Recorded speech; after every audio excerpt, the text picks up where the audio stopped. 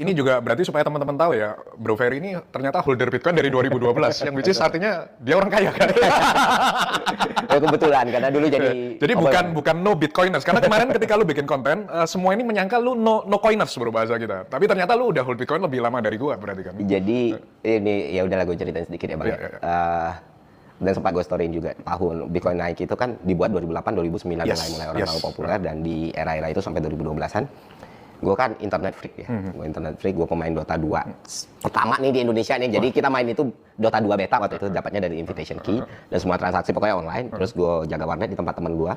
OP warnet ya. OP warnet, dan jangan salah judi online itu udah dari zaman udah ada dari dulu. Udah dari zaman situ. Cuman gue gak tertarik di situ.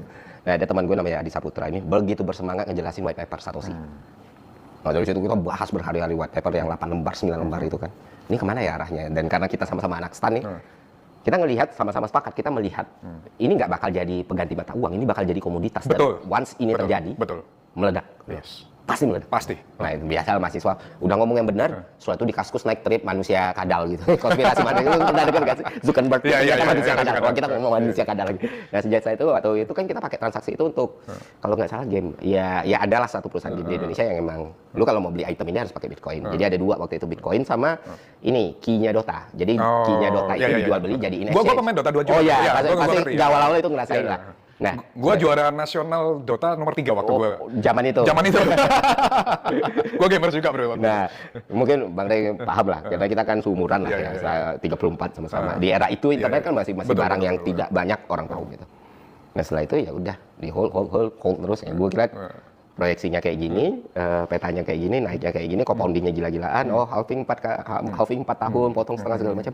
Ngapain gua tahan sampai akhirnya gue juga agak heran kalau ada orang yang ngomong dia bukan holder, berarti dia nggak nonton konten gue. Karena waktu tahun 2021 tuh gue udah bilang. Lu udah bikin konten Bitcoin? Gue bilang kayak gini, November 2021 itu perkisaran 68.000 sampai 70.000 tuh bisa ATH nih di sini gitu. Rencananya juga kayak gini. Ternyata beneran. Nah, di situ pelepasan pertama. Dan yang kayak diomongin di podcast Timothy itu waktu itu kan lagi down banget, lagi bearish banget kan.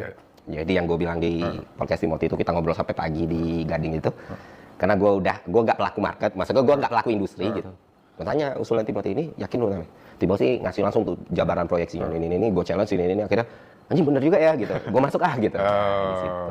Itu sebenarnya, cuman kenapa nggak pernah gue kontenin? Mungkin karena habit manusia, behavior society kita juga ya, karena memang bukan itu yang berusaha gue tunjukin.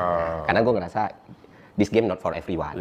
Itu pelaku gue sebagai orang yang ada di market, tapi kan orang di industri berbeda tentunya. Berarti kalau dibilang lu bisa